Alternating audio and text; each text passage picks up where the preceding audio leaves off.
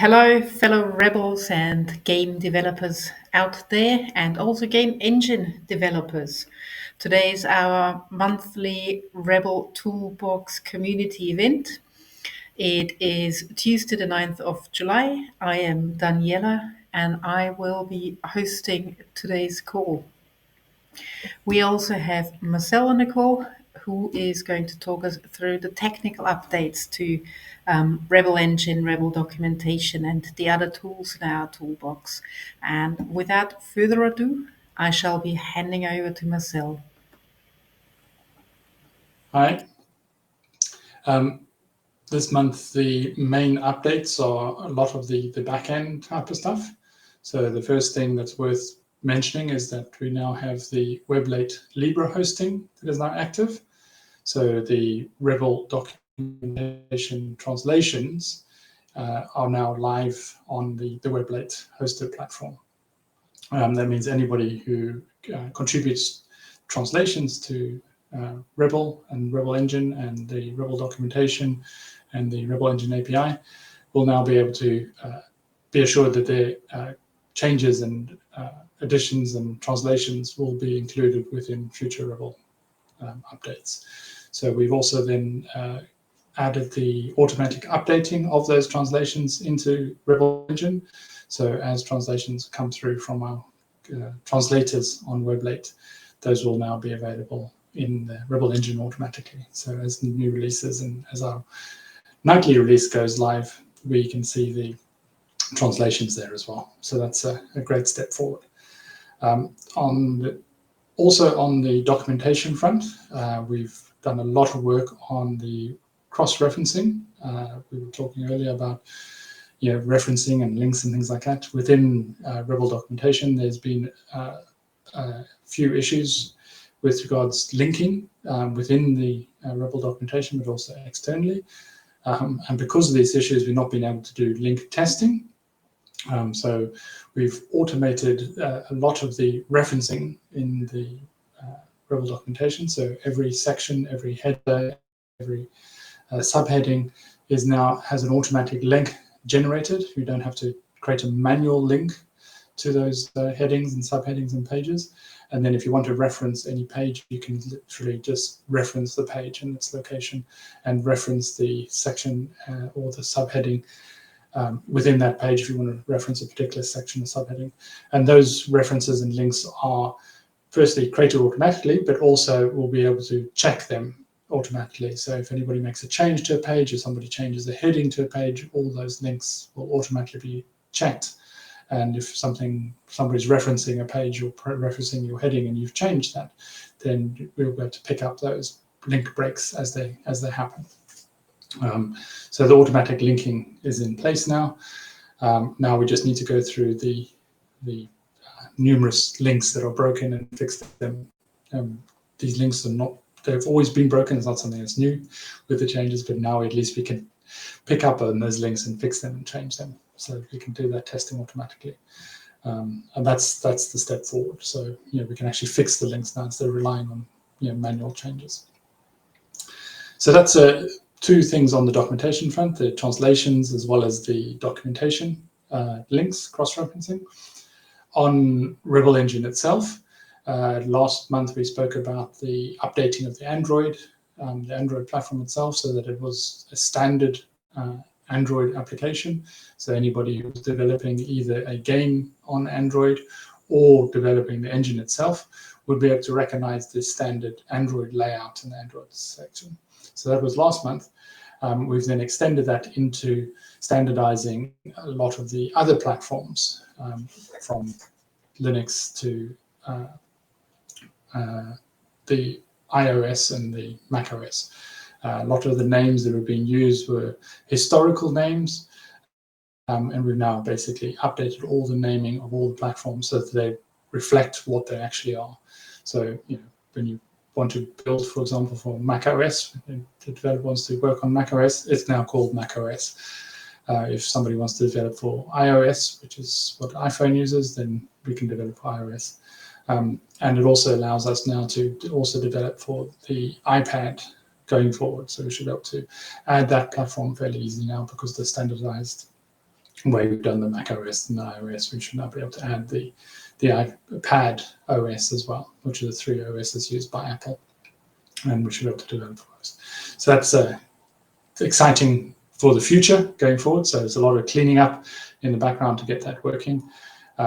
Similarly, with the Linux side of things, it was previously just catering for a particular Windows system. So the way Windows and things like that are created within Rebel on Linux was always just with the X windowing system, which was what all Linux platforms used. That is very quickly being replaced by another windowing system called Wayland. And the platform itself has now been called Linux, so that we can have the two Windows systems, X11 and Wayland, going forward. So that's again restructuring with inside the Rebel engine to allow for the growth of the Rebel engine going forward. So there's a lot of the background stuff back in and how things are developed and how things are created, but that's part of why we created Rebel, to make that kind of thing simpler and easier for people to contribute and not spend hours trying to work out, where's the Linux platform, where's the iOS platform. They're all now named, standardized, and in the engine itself. So looking forward to welcoming new contributors on those platforms so they can develop and make things easier for them. Still, obviously, lots of work to do going forward, but it's slowly getting there, step by step. Thanks for the brilliant update. And in terms of getting everything ready to be used, so I have started thinking about my first game. It's a draft, and I shall be starting to use Rebel myself as a lesser technical person and see how far we get on. So you will get updates on a regular basis. Looking forward to it. Yes, and something else we both are looking forward to, and I dare speak for myself as well, is that we are hoping to get more contributors online as well. So our videos are being shared now on YouTube. There is a big push to get Rebel Engine, Rebel Toolbox, to get our name out there, that people come across Rebel, that they see what we're all about, that it's all around learning, ultimately, learning, improving, honing our skills, and also making sure that we have the best game engine there is, including other tools that help game developers. So if you want to learn, if you want to come on board and help us, please do so. As you can tell, I'm not the most technical person, so any skill is welcome at this point. Anything whatsoever, from designing a campaign to finding the right banner for us, or somebody as technical, or even more so than myself, because as you rightly said, there's a lot to do at the moment. So do join us. Do look out for news. We should be seeing some news articles out there, especially now that the summer months have started. So we should be ramping up throughout, and then by autumn we should be in a much better position to have a larger community. Sounds great. Good. Anything else that needs to be mentioned at this point? No, I think we, on the documentation side, with the cross-referencing and automating things like that, it's a key component, making sure that when people are developing documentation or the Rebel engine, the things are standardized and automated, so that they not only self-documenting, but also that we don't have to worry about them individually. We don't have to so anything that we do going forward is about minimizing the work and allowing people to focus on contributing to the documentation, not wondering how links work, for example, or contributing to translations, not wondering how we can get that into the engine itself. So it's just I encourage people to join us, because it's you can focus on what you want to focus on, as opposed to spending a long time trying to work out how things are set up and how things are configured. Exactly. I couldn't have said it better myself. And on that happy note, unless there's Yes. anything else or there's more.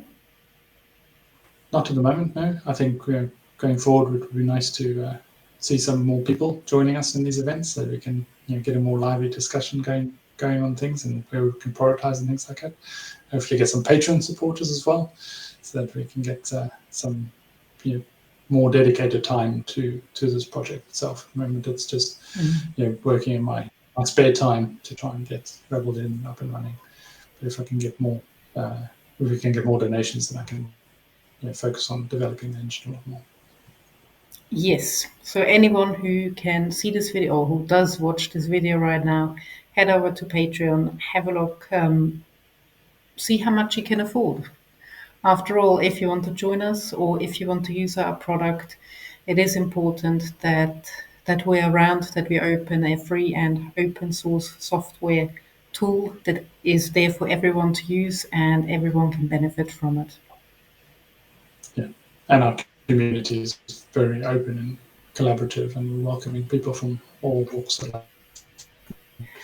Yes.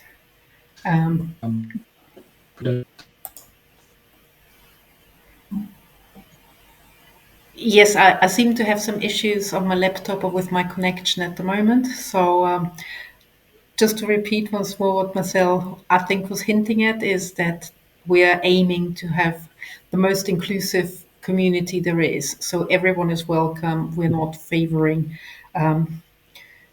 without saying it out loud, but we're not favoring anyone.